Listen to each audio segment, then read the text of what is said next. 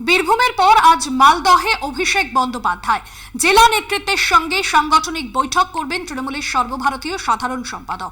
19-এর ভোটের নিরিখে হারানো আসন পুনরুদ্ধারে কি দাওয়াই তৃণমূল সেনাপতির, সেদিকে নজর রয়েছে। শিয়রে লোকসভা নির্বাচন, বিভিন্ন রাজনৈতিক দলের প্রার্থীরা যেরকম প্রচার সারছেন, পাশাপাশি তৃণমূল সুপ্রিমো মমতা বন্দ্যোপাধ্যায় গতকালও তিনি সভা করেছেন উত্তরবঙ্গে জোড়া সভা। এবার বীরভূমের পর মালদহে অভিষেক বন্দ্যোপাধ্যায় জেলা নেতৃত্বের সঙ্গে সাংগঠনিক বৈঠক তৃণমূলের সর্বভারতীয় সাধারণ সম্পাদকের। বিশেষ প্রতিনিধি দীপ্তিমান ভট্টাচার্য রয়েছেন আমাদের সঙ্গে ফোন লাইনে। দীপ্তিমান, সাংগঠনিক যে বৈঠক তৃণমূলের সর্বভারতীয় সাধারণ সম্পাদকের, কি বার্তা দেবেন দলীয় কর্মী সমর্থকদের? দেখো, বার্তা তিনি যেটা সব জায়গায় দিচ্ছেন দিকে কিন্তু এবার পাখির চোখ করেছেন। কিছুদিন আগেই তিনি উত্তরবঙ্গে গেছিলেন, সভা করেছেন এবং সাংগঠনিক বৈঠকগুলোও তিনি পরপর করছেন।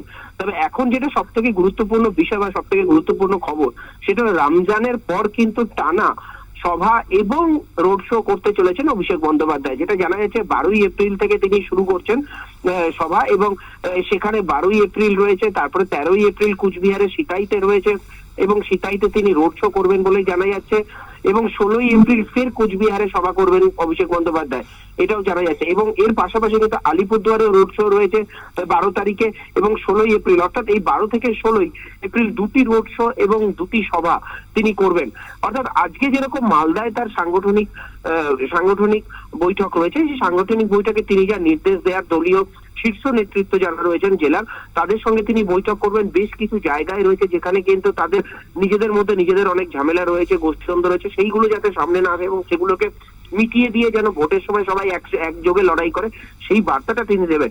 পাশাপাশি তিনি কিন্তু উত্তরবঙ্গের এই যে 3টে আসন, প্রথম ফেজে যে 3টে আসন রয়েছে, কুচবিহার, আলিপুরদুয়ার এবং জলপাইগুড়ি, এই 3টে আসনই কিন্তু দখলে ছিল বিজেপির।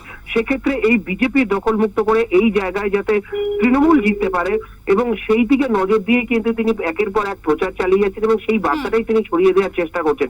সেই জন্যই কিন্তু মুখ্যমন্ত্রী নিজের সভাও শুরু করেছিলেন কিন্তু উত্তরবঙ্গ থেকে, এবং এবার অভিষেকও যেটা জানা যাচ্ছে যে 12 তারিখ রমজানের পর, সেই সময় কিন্তু মুখ্যমন্ত্রীও নর্থ বেঙ্গলে থাকবেন বলেই জানা যাচ্ছে। একদমই, ধন্যবাদ জানাবো তোমায়। উত্তরবঙ্গ প্রচারে নামছেন অভিষেক বন্দ্যোপাধ্যায় এবং ঈদের পরে উত্তরবঙ্গে সভা ও রোড শো করবেন। 12 থেকে 16ই এপ্রিল সভা রয়েছে, পাশাপাশি রোড শো করবেন সিতায়। 12ই এপ্রিল রোড শো রয়েছে অভিষেক বন্দ্যোপাধ্যায়ের, জনসংযোগ সারবেন, মানুষজনের সঙ্গে কথা বলবেন। ঈদের পর উত্তরবঙ্গে সভা ও রোড শো। তৃণমূলের second in command Abhishek Bandyopadhyay. 16ই এপ্রিল ফের কোচবিহারে সভা রয়েছে অভিষেক বন্দ্যোপাধ্যায়।